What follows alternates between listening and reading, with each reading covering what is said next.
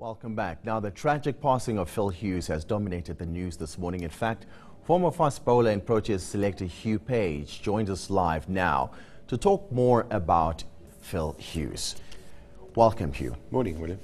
Now, cricket is more than just a sport, it's a community. How does this passing of Phil Hughes affect it? No, I think it's obviously it's news that's hit home with every cricketing family. Very sad, and obviously condolences to the family and all his close friends.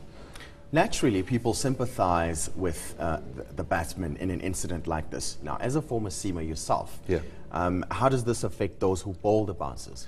Well, you know, I think over the years, protection's been improved as far as batsmen are concerned to try and prevent these kind of tragedies happening.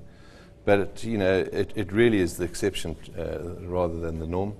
And whilst it is a huge tragedy, and it's very sad for cricket, cricket has to move on, and one doesn't set out to try and maim or hurt anyone in particular, but it's part of a fast bowler's armoury, and they've introduced protection, as I say, over the years.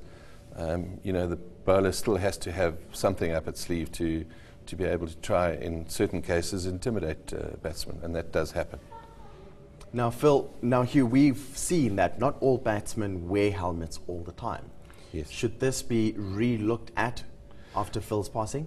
Well, when you think about how many people play the game and how often it's played during the course of a week over the world, this sort of incident is really is marginal, I suppose.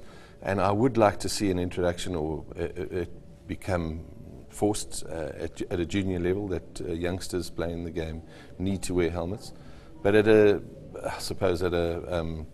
more senior level, depending on the seriousness of the game or the degree of which they're playing, I think it still needs to be optional. One needs to be mindful of the fact that you can get hurt, and in this case, it can be, it can maim and kill you.